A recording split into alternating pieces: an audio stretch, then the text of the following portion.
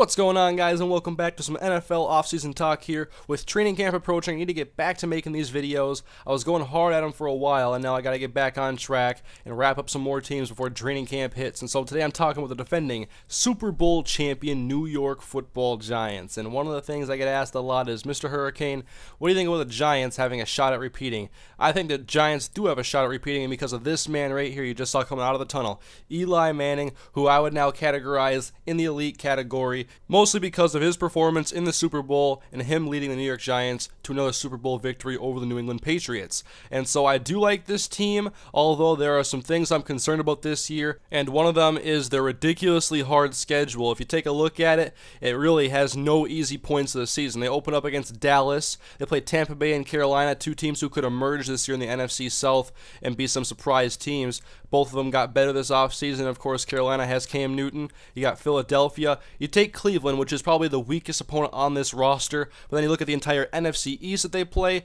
Their out-of-division games are against like Baltimore, Atlanta, actually the entire AFC North even, and then you play like the Packers, and it's just ridiculous the schedule they have here. So it's going to be tough. And they also play in one of the toughest divisions in football. But also one of the things you have to look at this year is we are running out of horrible teams. Like, teams are getting better, even weaker teams in power rankings and the standings, however you want to look at it, they're all getting much stronger. Even a team like the Carolina Panthers has Cam Newton. Even a team like the Vikings has Jared Allen, Chad Greenway, Adrian Peterson, Percy Harvin. So you could probably look at almost any schedule this year and say that team has a hard schedule. But when you look at the Giants specifically, because they play in the NFC East and Washington has RG3, that's 6 games there that are going to be very tough. And then they play other division winners, which is going to be also tough for them. And so now, throwing away those schedules aside, and we'll take a look at the personnel now and how this team has changed from this offseason. You have Mario Manningham and Brandon Jacobs going over to San Francisco this offseason, and also losing Aaron Ross to Jacksonville. So they got Jaron Hosley in the draft. I think that's a good pick, especially in the 3rd round where they got him.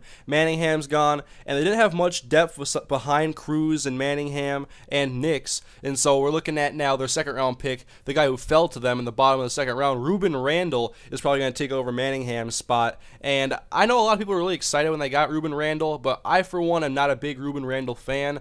Probably because I watched the wrong games, but I watched the games against Alabama when he was probably being covered, I would assume, I can't remember though, by Dre Kirkpatrick, an NFL caliber 1st round talent corner. So we'll see how Ruben Randall does in the NFL against these great corners, but he's also going to be the 3rd option on this team, and so that could open up some mismatches, especially because he's a very good possession receiver, good hands, and if they put Randall in the slot at all and he can run over the middle, then he's going to be playing against nickel cornerbacks who are likely going to be smaller than him. He's got to use his size and physicality to help his team out a little bit. And last year we saw Victor Cruz break out, an amazing year for a guy who was undrafted the year before and just broke out last year, over 1,500 yards and stats that may be hard to duplicate. And also, I always worry about Hakeem Nicks and his injury problems because he has never played 16 games in a season, the regular season I'm talking about, through his first 3 years of play, and he's hurt right now. He's questionable for the start of the season, so I want to see Hakeem Nicks stay healthy because when he is healthy, he is on top of his game. He is a dangerous receiver and one of the top outside threats, along with Victor Cruz. Then you open up that defense. Once you send those guys deep, you have Martellus Bennett,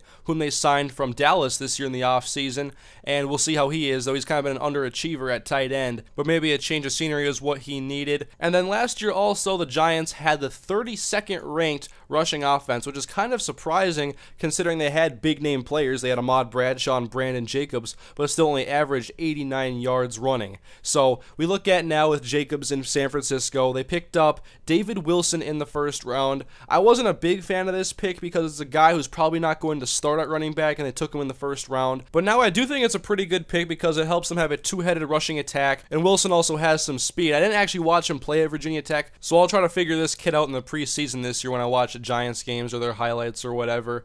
But I haven't even talked about their defense really yet. Of course, they have 2 of the best pass rushers on their defensive line, Justin Tuck and Jason Pierre-Paul. You also have Osi Umenyiora coming off of the bench. I like their defensive line a lot. They can pressure the quarterback, but did give up a lot of passing yards last year. They were 29th in passing defense, so I don't know how much better they got this year with getting Jaron Hosley and losing Aaron Ross.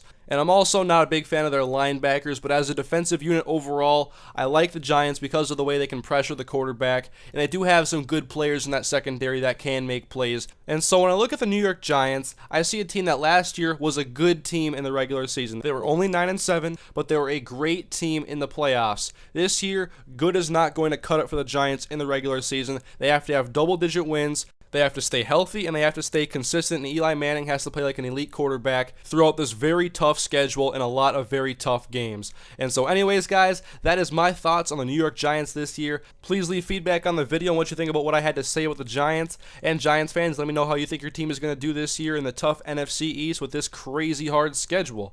If you guys enjoyed the video, I would like you to please leave a like on the video. It will help more people find these videos, and I would really appreciate it. So thank you guys for watching. More NFL offseason talk here to come. Let me know who I should talk about next in the comment section, and I'll see you guys next time.